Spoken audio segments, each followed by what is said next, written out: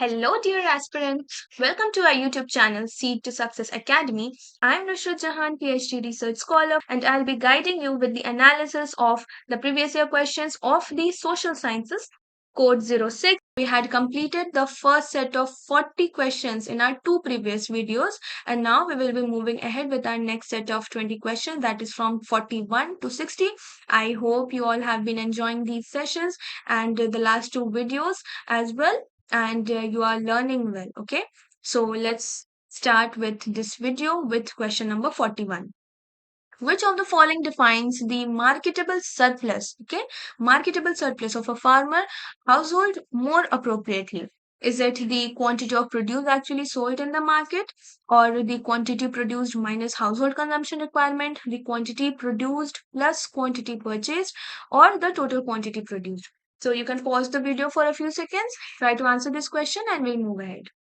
The answer to this particular question is option number 2, that is the quantity produced minus household consumption requirement. In agricultural economics, there is a vital distinction between two major concepts. Okay, one is marketable surplus and another one is marketed surplus. Marketable surplus is actually a theoretical concept. Okay, and this is the residual quantity of produce which is left with the farmer after meeting their entire personal or household or farm requirements, which includes like the family consumption or seed retention or feed for cattle and more. Now, it represents the exact amount which a farmer can potentially bring to the market for sale without compromising their household needs. Okay, so this was the marketable surplus. Now, why the other three options were incorrect? Because the quantity of produce actually that is sold in the market, that is called as the marketed surplus. Okay, the one which is not potential, the one which can be potentially brought to the market is marketable surplus. But the produce which is actually sold in the market is marketed surplus. And marketed surplus is a more practical reality. Okay, so if, for example, if there is a small marginal farmer, they might sell more than their marketable surplus to get immediate cash requirements, and this is called as distress sale. But a rich farmer, they can sell less than their marketable surplus and hoard their grain so that they can be sold at a higher price at a later period of time. So these are the two concepts. Then third is the quantity produced plus quantity purchased, which is the total availability of stock, okay, in the household. And last is total quantity produced is actually the gross or total output. So when we talk about when we talk about the statement which defines the marketed surplus most appropriately, that will be option number 2. Next, we have a concept from the soil science, which is if bulk density of a soil is more than 1.6 gram per cubic centimeter, it will restrict the water movement, restrict root growth, reduce the level of porosity, enhance aeration. Now, which among the following uh, leads is the effect if of a higher bulk density? So you can choose from among these options, try to solve this question. The answer for this is option number A, that is A, B, and C. Okay, so we'll first understand what is bulk density. Bulk density is the dry mass of soil divided by its total volume. Okay, and bulk density includes both the soil solids and pore spaces. All right, so this is actually an excellent indicator of soil compaction and structural health. And typically, we see that the bulk density ranges around 1.1 to 1.4 gram per cubic centimeter. All right, now we have a similar concept with to bulk density, which is particle density. Okay, now what is particle density and what is the average range of particle density? Do comment down in the comment section. All right, so moving ahead, when we see that the bulk density climbs above 1.6 gram per cubic centimeter, okay, if it has increased, then it will definitely lead to severe higher bulk density leads to severe soil compaction. Okay, because the pore spaces decrease. So it will restrict water movement because macro pores they get compressed, and it will reduce infiltration and drainage. Then it will also restrict root growth because soil becomes too hard and the roots, they find it difficult to penetrate properly. Third is it reduces the porosity. That is, we know that higher bulk density, it means that there is lower pore space in the soil. Now, why is the last one incorrect? Because it says that it enhances aeration, whereas we see that when the bulk density is increasing, there is soil compaction. So compaction actually destroys air spaces and not enhances air spaces.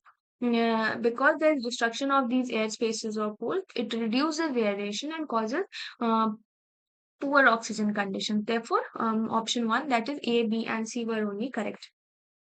Moving on to our next question, question number 43. We have to arrange the formation establishment of the following committees, institutions in India as per the year of setup from the earliest to latest. So again, we have another chronological based question, and these are the type of questions that are very frequently in the recent years. So we have to know not just about the board, we need to know when they were established, under which ministry they are. So all these things we have to have an idea about. Okay. Also the committees. So we have in this particular question the National Cooperative Development and Warehousing Board. Then we have the establishment of Union Ministry of Cooperation. Then the Indian Famine Commission, and then the RG Saraiya headed Cooperative Planning Committee. So in which years all these things had happened, you need to know to arrange them from the earliest to latest. Try to solve this question, pause the screen. So the answer to this particular question is C, D, A, B. That is, first is the earliest was Famine Commission, then the Cooperative Planning Committee, then we had the Cooperative Development Board, Cooperative Development Warehousing Board, and then we had the Ministry of Cooperation. Okay, we'll see the years. We know that the this Finance Commission was in 1901, which was headed by Sir Edward Law, and this the recommendations from this particular commission actually led to the introduction of cooperative societies in India, and it laid the formation for the Cooperative Credit Societies Act 1904. All right. Then we had the Cooperative Planning Committee of 1945, which was headed by R.G. Saraiya to prepare the plans for cooperative development in India post-war.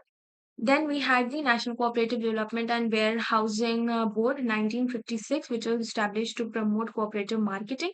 And the last one was the formation of the Union Ministry of Cooperation, which is a very recent thing, which was in 2021 to strengthen and streamline our cooperative sector. Therefore, when we see the chronological order, that will be option number C, that is Sir Edward Law Committee, then D, then A, and then the latest will be the Union Ministry of Cooperation, and therefore option number 3. Option number 3 is correct. All right.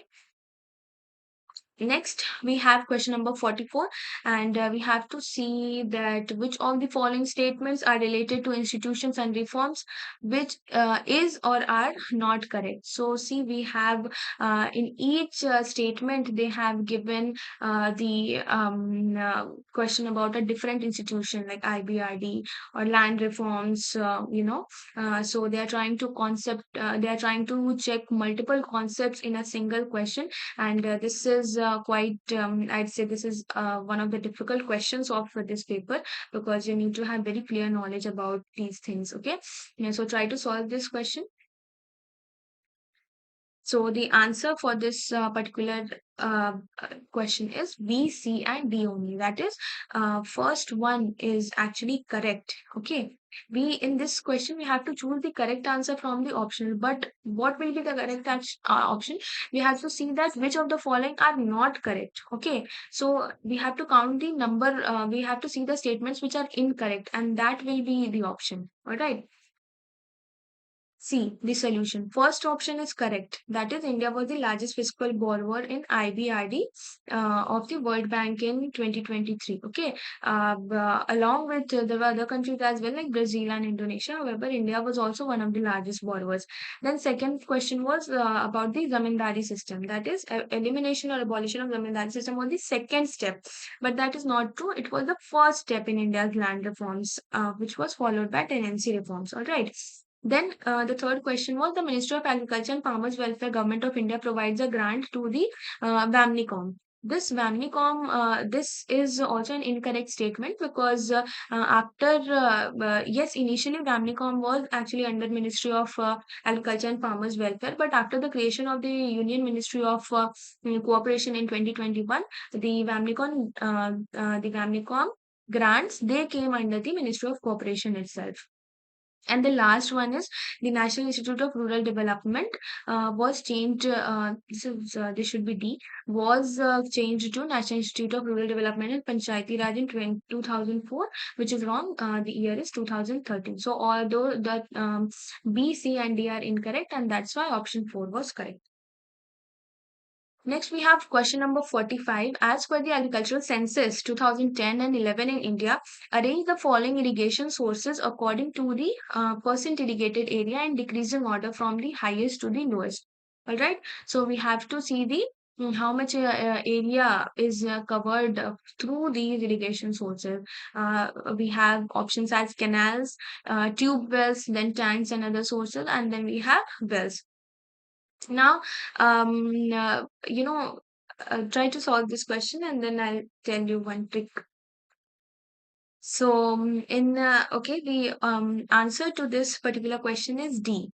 Okay, and sometimes you can eliminate, in this particular question, if you see that this option, tanks and other sources, when certain, if things are specified, they will definitely be among the higher categories, and whenever something is with and others, that is among the last or the the lowest percentage.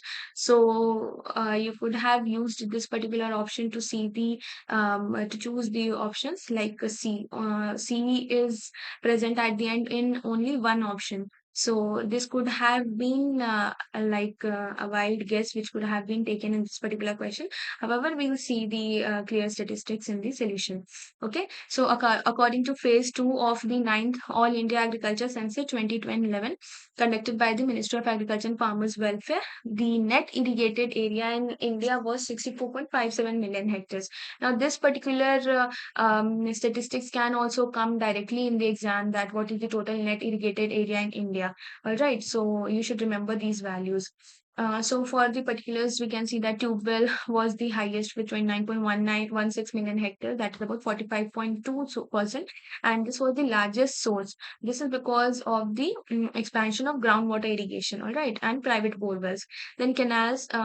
Canals are major government managed irrigation sources, and it comprises of 26% of the total irrigation sources. Then we have wells. These are the open or dug wells. These are the traditional kind of groundwater irrigation source, and it's now about 18.5% of the total irrigated area. And then we had tanks and others, which was 3.5%. See, as I said that whenever something is attached with and others, that means it is like it has a smaller share. Okay, and this is more important South India. So we see the decreasing order of irrigation sources as tube wells, then canals, then wells, then tanks and others, and option 4 was correct. Next, we have question number 46. Again, we have a match the list. Okay, we have to match the list with the kind of definition with the type of curve that is formed, and this is a very good question from the economics portion, and you should have like clarity of concept to attempt this question. So try to pause the screen and answer this. So the answer for this particular question is option number two. That is, A goes with 2, B with 3, C with 4, and D with 1. All right. That is, we can see in the solution that the locus of combination yielding the same satisfaction is about indifference curve. Okay. It shows the combination of two goods given equal utility. Then combination of combinations consumed at different income levels is income consumption curve, shows the changes in consumption as income changes. Then we have the relationship between income and quantity purchased of a commodity, which is given by the Engels curve, and the combination purchasable with a given income is the budget line. That is, it shows the affordable combination of two goods at a fixed income and price. So the correct match was A2, B3, C4, and D1, and the correct option is 2. Now coming to question number 47. Arrange the steps of managerial process in correct order as suggested by James Nelson. All right. So we have been given the options of action, analysis, goal formation, bearing responsibility. So try to solve this question. You can, analyze these options and try to solve this. So the answer for this is option number one, that is C, B, A, and D. That is, first we go for goal formation, then we try to analyze our resources and our time and whatever we have at hand. Then we'll plan our work, and then we'll go for action, that is implementation. And finally, we have bearing responsibility is the last step. So we have the James Nelson, the managerial process and farm management. In goal formation, we have to set objectives of the farm business. Then we analyze that, if we assess the resources, the problems, or the alternatives that we have. Then in action, we are implementing the best source of plan that we have. And then bearing responsibilities about evaluating the outcomes and accepting the responsibility for our decisions. So the correct sequential order will be C, B, A, and D, and the correct option will be 1. Coming to question number 48, we have a question from journalism. All right, and we need to know a little history of communication and journalism to answer this question.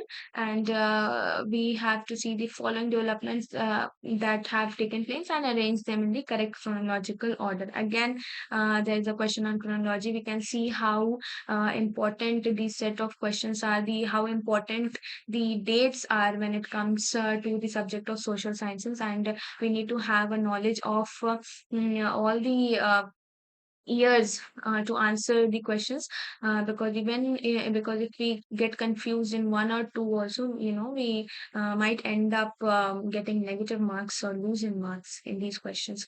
So let's try to solve this question, and then we'll move ahead to the solution. So the correct answer for this is option number 4, C, E, A, B, and D. All right.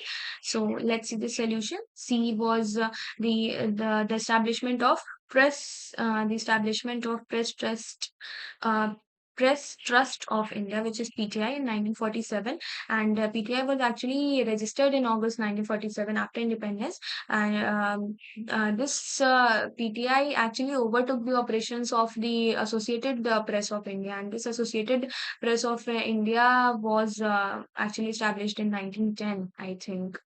Um, you can try to find out about this particular institution, Associated Press of India, more, and give some details in the comment section. So it formally began the news services in 1949. Then is launching of the early bird, 1965. Early bird was also called as the Incelsat, and it was launched on April 6, 1965, and this was world's first commercial geostationary communication satellite. All right. Then we had starting of site, which is the satellite instructional television experiment, or if we call it SITP, that is satellite instructional television program. It was in 1975. Okay. And it was conducted using NASA satellite to broadcast educational television programs to rural Indian villages. Then came Doordarshan. Doordarshan as an independent department. It came in 1976. Although television broadcasting had started in India in 1959, I guess in September 1959 itself, under the All India Radio. But Doordarshan became a separate department on April 1st, 1976.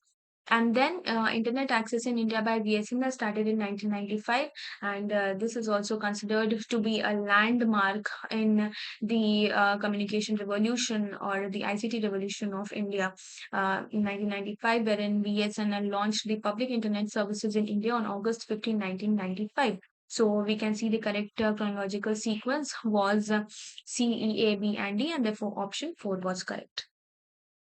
So next we have a question on the portion of extension, that is, in which step does the extension agent play a central role in guiding the learners? Is it getting the attention of the learners, then arousing the learner's desire for information, convincing the learner for action, or making sure the learner obtains a satisfaction? All right.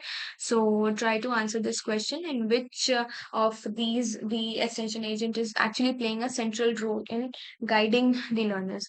Okay. So the answer for this question is option number three, A, B, C, and D. And we can see that this particular question has been framed based on the ADCAS, based on the ADCAS model. It is the Teaching, Learning, and Agriculture Extension by Wilson Gallup, wherein we have attention, interest, desire, conviction, action, and satisfaction. And we know that the extension agent actually plays an essential role at all the stages which have been mentioned in the options, being starting from getting attention, that is creating awareness about a particular practice, and arousing desire, showing the benefits, and motivating the farmers to learn more, get to know more about the innovation, then convincing for action. We have the extension agents have the um, uh, role of building more confidence through evidences and guidance, so that people can start implementing or take action on their decisions or their conviction. And then ensuring satisfaction, that is through providing follow-up supports and troubleshooting after the adoption. Right. So an extension agent is involved in all of these stages, and therefore all the statements were correct. Therefore option 3 is the correct option. Next, we have option number 15. This is a question from the general agriculture portion, and the solution of which chemical is generally used as a surface sterilizing agent. Is it silver chloride, or mercury chloride, or sodium hydroxide, or hydrochloric acid? Okay, pause the screen and try to answer the question. The answer is mercury chloride. Okay, in plant tissue culture and micropropagation, this mercury chloride is actually widely used as a surface sterilizing agent, because this is mostly used for explants, all right, before inoculation. And it is a very strong disinfectant which denatures the proteins and disrupts the cell membrane, and kills the fungi, bacteria, spores, and all. All right. Now, why the other options are incorrect? Because first was silver chloride, which is insoluble in water, so it can't be used as a sterilizing agent. And second was NOH and HCl, which are strong alkali and acid, which could damage the, they will definitely kill the fungi, bacteria, and all, but they will also damage the delicate plant tissues instead of only sterilizing the surface. Therefore, these are not used as the sterilizing agents. All right. Therefore, option 2 becomes correct with mercury chloride. Next, we have a question from the genetics portion, wherein in list 1, we have the various epistasis and interactions. We have to match with the ratios in list 2. All right. So try to answer this question. The answer is option number 3, that is duplicate recessive epistasis is 9 is to 7. The dominant epistasis is 12 is to 3 is to 1. Duplicate dominant epistasis is 15 is to 1. And duplicate interaction is 9 is to 6 is to 1. So we'll see the key concepts which are involved in this.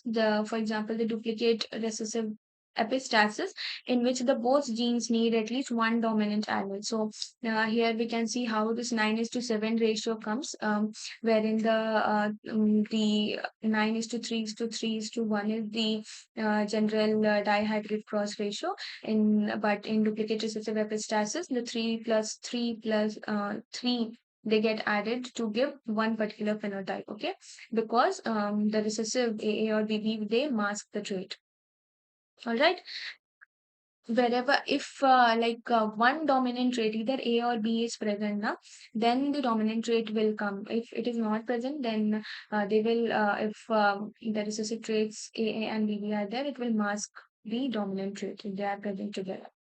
Then we have dominant epistasis. One dominant allele of a gene masks the other genes. Even if one dominant allele, either A or B, is present, then it will mask all the others. All right. So we have the 9 plus 3 gets combined, and we have 12 is to 3 is to 1 in the ratio. Duplicate dominant epistasis, a dominant allele from either gene produces the same phenotype, only AABB differs. All right. In this, even if we have one dominant allele, either it's A or B, it will mask the all the other. That is 9 plus 3 plus 3. It will all come together into one phenotype, and only all the recessive characters. If there, that will be another phenotype. And then there is duplicate interaction wherein both dominants give one phenotype. Single dominant gives intermediate phenotype. Okay, if both the dominant alleles are present, then a single phenotype will come up. If any one, either A or B, is present, then both of the singles will also give a second type of phenotype. And then if all the recessives are present, then a third type of phenotype will be there. Okay, so that's why option number 3 is correct. Then question number 52. Here we have two statements again. In a firm objective of profit maximization, normal profit is the minimum income which entrepreneur must get in order to stay in business. And statement 2 is about the normal profits, which includes entrepreneur's wages of management and supervision and do not come under the maximization objective. Okay, so try to solve this question. The answer is both statements 1 and 2 are correct, and we'll see why. For example, in statement 1, we need to first understand the concept of normal profit. Normal profit in economics is defined as the minimum return necessary to keep the entrepreneurial resources engaged in a specific line of production. All right. So, if an entrepreneur cannot earn at least this minimum amount, that means they are making an economic loss, and it would be better for them if they shut the business, or they can shift their capital to some other alternative option. So the statement actually says that normal profit is the minimum income which entrepreneur must get in order to stay in business, because if even that profit is not there, then they would not be able to run their the daily, or they would be difficult to get over the working expenses. Okay.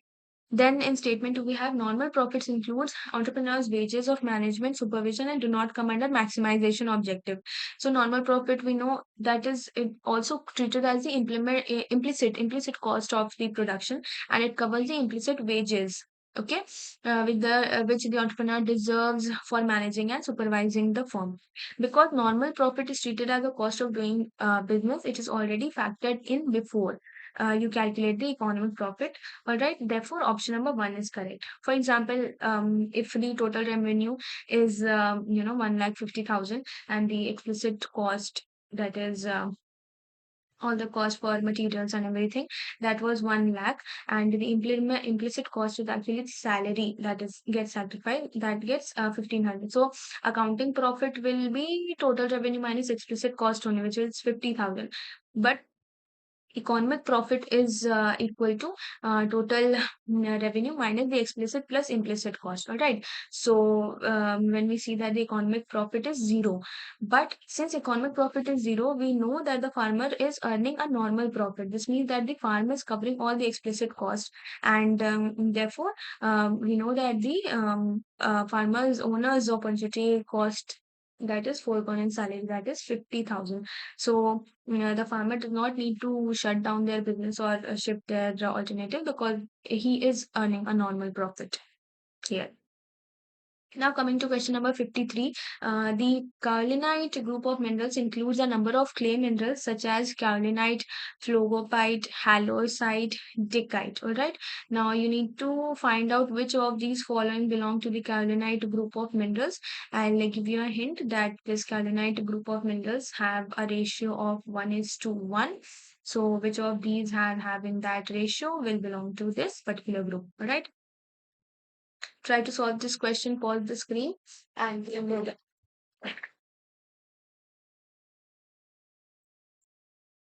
So the answer is A, C, and D only. All right. This is a question based on the secondary silicate clay mineral. As I said, the kaolinite type group has 1:1 type of layer of silicate minerals. And when we talk about 1:1, we mean that the crystalline layer is actually composed of one tetrahedral sheet, which is the silicon sheet, and it is chemically bonded to one octahedral, which is the aluminum sheet. And these layers are tightly bound together by a hydrogen bond. So kaolinite, halloysite, and dikite, these three are belonging to the kaolinite group, and necrite is another one which is a common polymorph in this group. Now, phlogopite, which was option B, that is excluded because this is the 2:1 type of non-expanding silicate mineral, and it belongs to the mica group, all right, not to the kaolinite group. Therefore, option 3 was correct. Next, we have question number 54 on the modified interest subvention scheme for agricultural credit, and which of these statements are true regarding that. This is a very common pattern that is being followed in the examination. Okay, the questions will come in such a way wherein they'll just pick up one scheme, and they will give a list of statements. They can include the year in which that scheme was launched, then the ministry that is looking after that scheme, or the objectives, even the budget outlay. It sometimes comes in the exam. So we have to have a thorough knowledge of the schemes for this particular exam. So we have the options of the scheme aims to provide concessional interest rates on short-term loans under the scheme. Interest subvention is provided to both financial institutions as well as farmers. All right, the scheme benefits can be availed for any amount of loan, and the scheme applies to loan taken for crops, allied activities, animal husbandry, dairy and fishery, etc. So try to choose the correct option from these, and we'll move ahead. So before showing off the option, I'd like to give you a small tip when it comes to exams like these. If you do not know these kind of questions, and you have these um, type of options available, you can also go for elimination method. For example, in this particular question, we could have gone for elimination method because see, in option C, all right, we have the statement as the scheme benefits can be availed for any amount of loan. Okay, this word any, this is a very arbitrary word, and if you see that no financial institution or no government can put such arbitrary terms when it comes to schemes, right? Even words like all or none, these words, if they are coming in a statement, then you should consider it incorrect in most of the cases. So if you try to eliminate this particular question, that any amount of loan can be availed, that is definitely, it will be wrong. So if we see that in which of the options C is not available, all right. So it's two. Option number 2 has only E, A, B, and D. So most probably this could be the answer. So you can take a guess in such questions. See, the answer to this question is A, B, and D only. All right. Now we'll see a little more about this modified interest subvention scheme. That it is the flagship central sector scheme which is run under the Ministry of Agriculture and Farmers Welfare itself, and it provides affordable credit to rural ecosystem via the Kisan Credit Card framework. Now, in the first statement, there was the sentence was that the scheme aims to provide concessional interest rates on short term loans. All right, so what are the concessional interest rate? That is a farm actually the interest rate is 7%. All right, and if a farmer pays back their loan promptly on or before the due date, then the government will reward them with an additional 3% of interest, and for the under the prompt repayment incentive. All right, so the overall effective interest rate will be mere 4% itself. So this is the concept of concessional interest rates. Now, in the second question, under the scheme, internet subvention is provided both to financial institutional and farmers as well. So the scheme actually is working on a dual subvention delivery for so that the financial institutions, they also don't lose their money when they are learning at lower rates than the standard ones. So the government also provides the government actually provides 1.5% of interest subvention directly to the lending banks, and to the farmers it is 3% extra. All right. So and the next question, the next statement C, which I said that can be eliminated because the benefits can be statement said the benefits can be availed for any amount of loan. All right. Any scheme, when we talk about, it has to cap, uh, it has to be capped to provide the public funds. All right. So initially the cap or the maximum limit on the loans that could have been taken was 3 lakh per farmer. However, it has been increased to 5 lakh rupees, but it cannot be availed for any amount of loan. All right. There has to be a rigid maximum threshold for anything. And the last one is that the scheme applies loans to take for crops and allied activities as well. Initially, this scheme, when it was launched, it was mostly on short-term crop production only. But then it has now started covering the animal husbandry and dairy fisheries and all, etc. So option number, I think it was 2. I've missed this one. So option number 2 will be correct, all right, not 3. Next, we have question number 55 about the tenancy reforms, which is the component of land reforms related to which the following aspects. So, this is, we can see that land reforms part has come for the second time in this question paper. So, we can understand that land reforms is an important topic for this exam. All right, the options are abolition of intermediary tenure, security of tenancy, regulation of tenancy rent, confirmation of ownership rights to the tenants. All right. So you choose the correct option from this and we move ahead. The correct answer is option number 4, that is B, C, and D. That is these three. All right, these three only belong to the tenancy reforms of land reforms and not abolition of intermediary tenures. All right. So actually, land reforms is an umbrella term, and this tenancy reform is a subcomponent of this. Okay. So we can see that there was in land reforms. This is actually a broad categorization based on this question itself. All right. So first, the abolition of intermediaries was done to, so that there can be state tenant link. And then there were tenancy reforms were established, and then ceiling on holding and consolidation was also done. So when it comes to tenancy reforms, only regulation of tenancy rent, security of tenancy, confirmation of ownership rights to tenants were the options. So option number 4 is correct. Next, we have option number 56. This is from the again from the cost concepts, but here we have to choose the curse, and this particular match the list or this kind of question will come in every year. All right. So you have to memorize all the. Here we have only 4 costs that have been mentioned, but there are a total of 7 costs, right? So, do you know the other 3 costs? Let me know in the comment section again. All right. So, we'll try to match these costs with the shape of their cost curve. So, try to answer this question.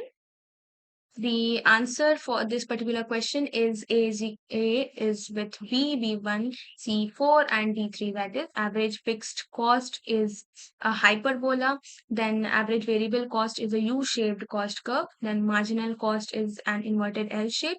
And total variable cost is actually inverted S shape. Okay. So I've tried to make a kind of relation among the 4 costs which were given in the question. First is the average fixed cost, AFC is equal to TFC by Q, total fixed cost by Q.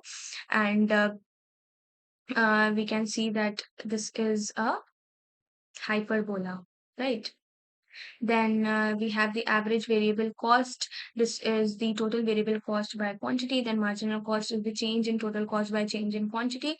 And this total variable cost is the total cost minus total fixed cost. All right.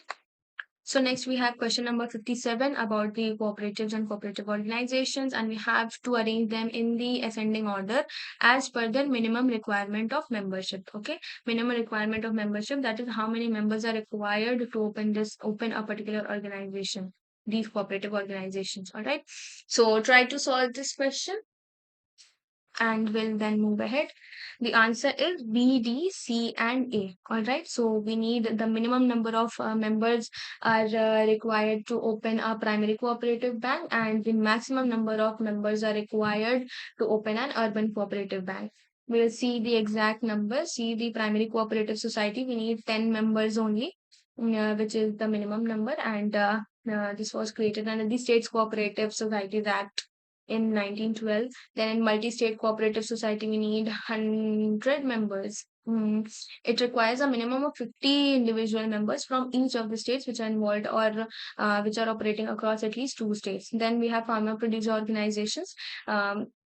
This is under the Ministry of Agriculture and Farmers Welfare.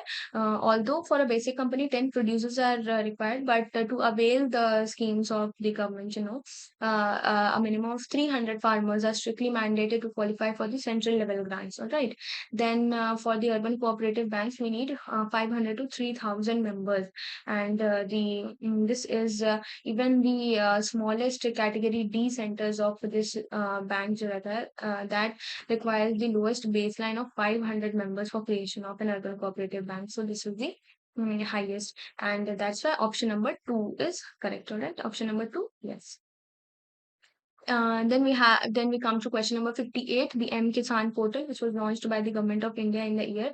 So this is one of the simple question when it comes to year, and you will see that the recent schemes, only the recent schemes, they will ask about these launch years and all. But for the old schemes or the pre-independence one, now most of the questions will come to arrange them in the chronological way, in the sequence.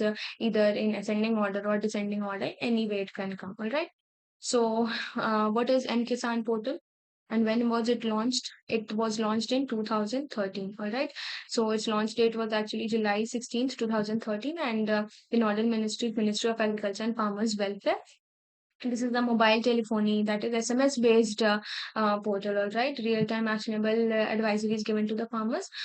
So the basic pillars are actually the most important concept of M Kisan is that no internet is required. All right, so even if a farmer is not having any smartphones or Android phones, they are working with keypad phones, then they will get these push SMS.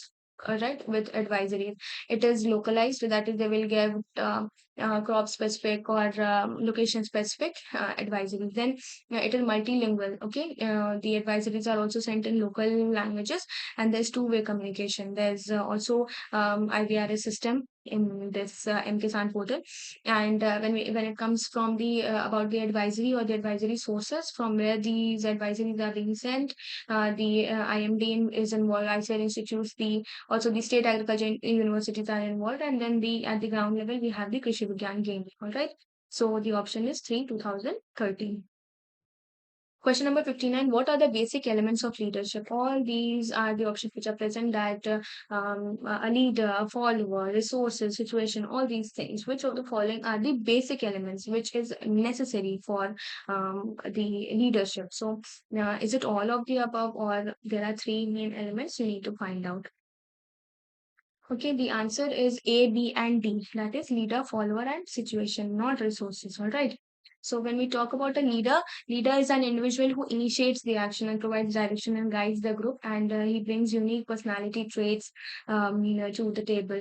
The followers are actually the people who are following the leader. You cannot lead if there is no one to follow, right? So that also amounts for the basic element of leadership. Then the situation actually aligns with the widely accepted situational theory of leadership, that leadership won't happen in vacuum. All right, there has to be some problem which needs to be solved within a time pressure or cultural norms. So the situation that gets created, that also becomes a very important element of leadership. Now, why this resource component was excluded because yes, financial, technical, or even the physical resources, they add a major advantage in executing the task, but it's not the primary or basic element for leadership relationship.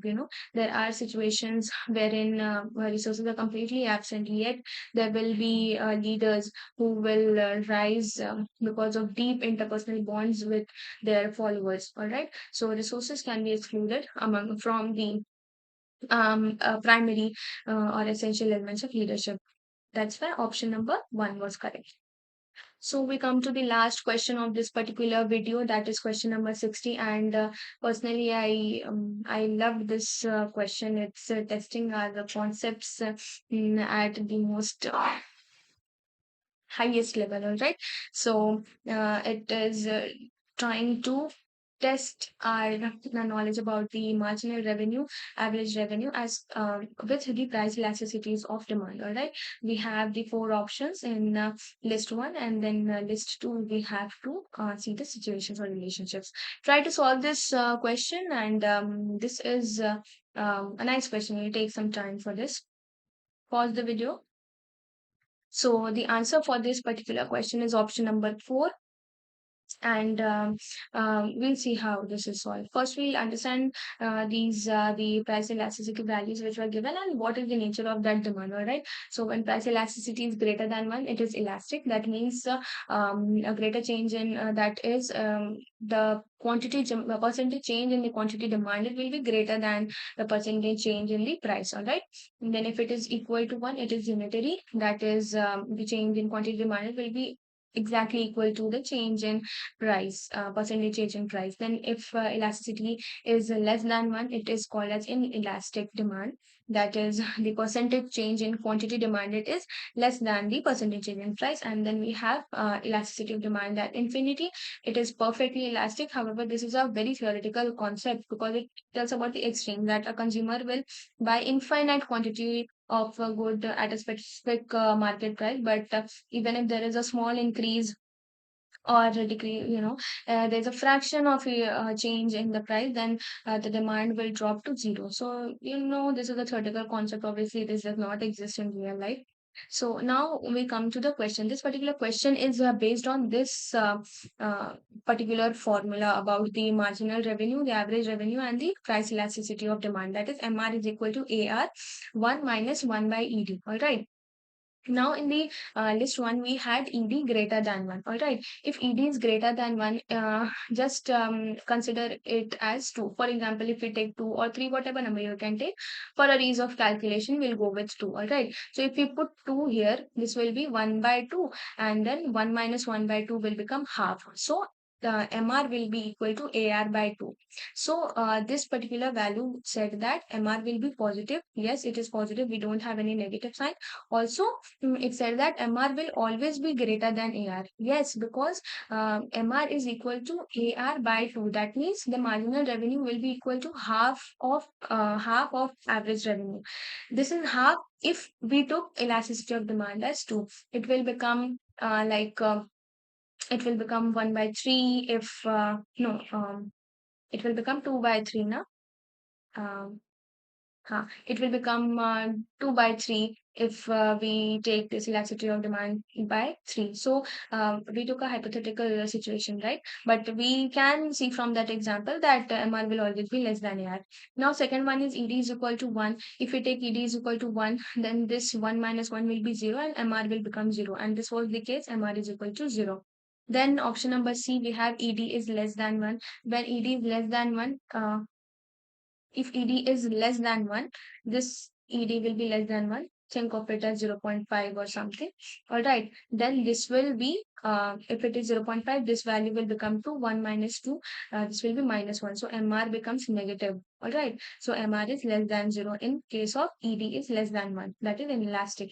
And then ED is infinity. That means 1 by, if we take 1 by ED as infinity, ED as infinity, 1 by infinity will be 0 and MR will become equal to AR. Alright, 1 minus 0 will be 1. So MR will become equal to AR. That is marginal revenue becomes equal to average revenue. Alright. I hope you understood this question. That's why when we see the options, then A, that is this ED greater than 1, will go with 4. That is MR will be less than AR, but it will always be positive. Then B goes with 3, that is ED is equal to 1. When ED is equal to 1, MR will be equal to 0. Marginal revenue is 0. When ED is less than 1, then MR will be, C is 2. MR will be less than 0. All right. And when ED is infinity, then the average revenue will be equal to marginal revenue. All right. So this was a beautiful question, and it was testing your concept in depth. All right. So these kind of questions will also come. I hope you will be well prepared for this coming examination.